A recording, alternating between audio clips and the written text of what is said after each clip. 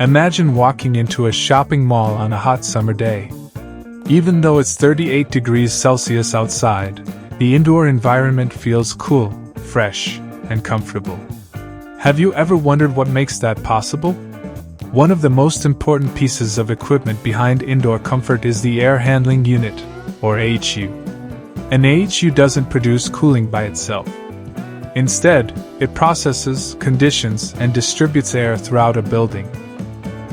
It works together with chillers, boilers, ductwork, pumps, and control systems to provide a healthy and comfortable indoor environment. In today's video, we're going to explore the complete working principle of an AHU, step by step, from the moment outdoor air enters the unit until conditioned air reaches the occupied spaces. Let's get started.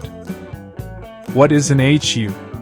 An air handling unit is the central air processing equipment. Its job is to clean the air, cool or heat the air, control humidity, deliver conditioned air to occupied spaces, return used air for recirculation.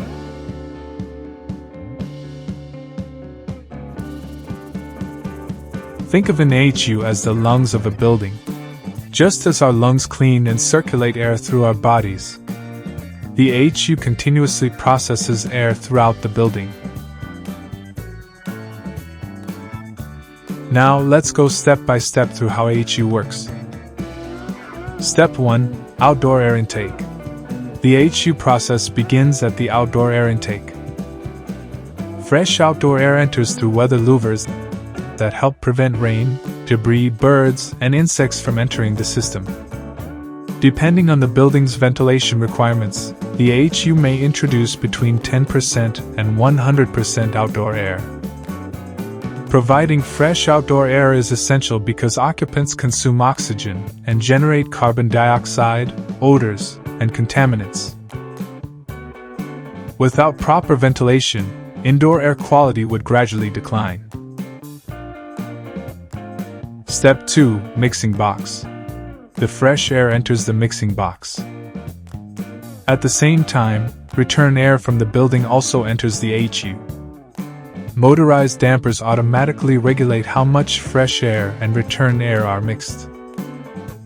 Why not use only fresh air? Because conditioning outdoor air requires much more energy. By reusing a portion of already conditioned indoor air, buildings save significant energy while still maintaining healthy indoor air quality.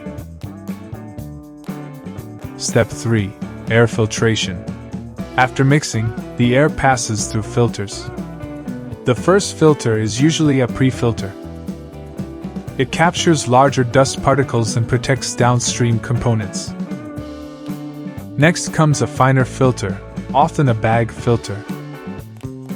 Hospitals, pharmaceutical facilities, and clean rooms may also use HEPA filters.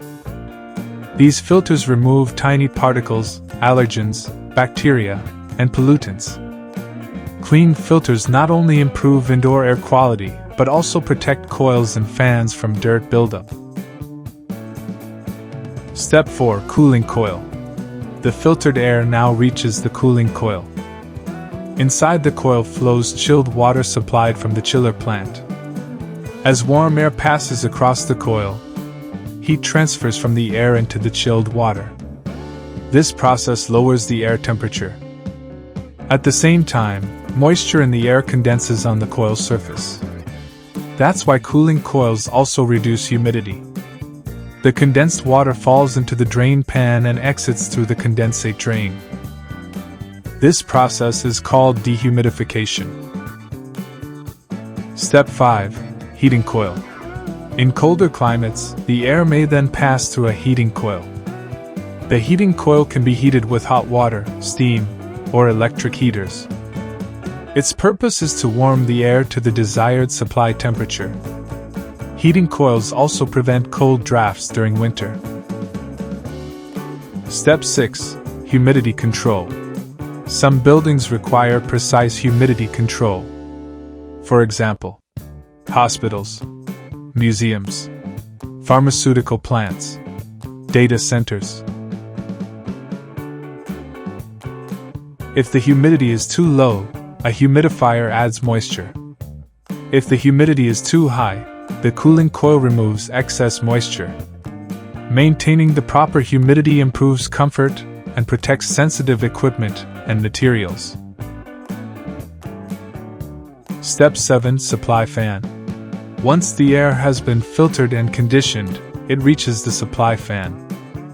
The supply fan is the driving force of the AHU. Its job is to push conditioned air through the ductwork to every occupied room. Modern AHUs often use variable frequency drives, or VFDs, to adjust fan speed based on the building's cooling demand. This saves a significant amount of electrical energy. Step 8. Air distribution. The conditioned air travels through insulated ducts.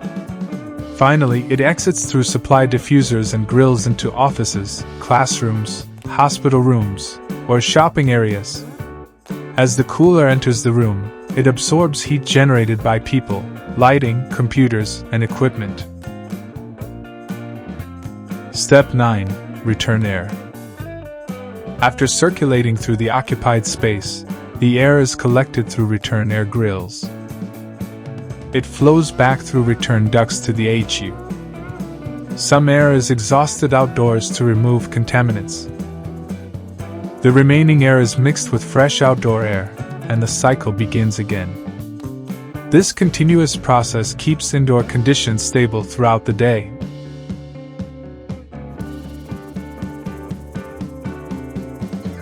Let's quickly summarize the AHU working principle.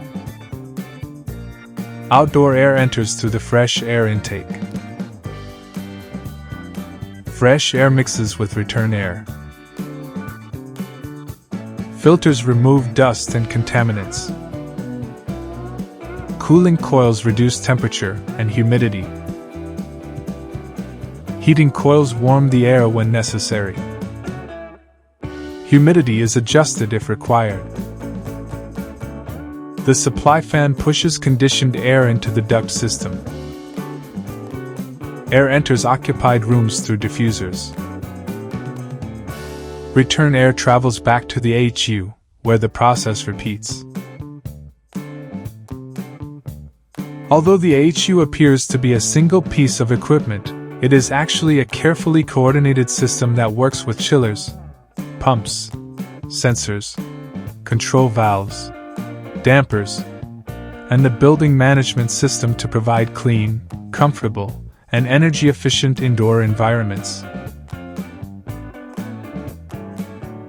If this video helped you better understand the working principle of an AHU, please give it a thumbs up, follow, subscribe, and turn on the notification bell so you don't miss future HVAC engineering tutorials.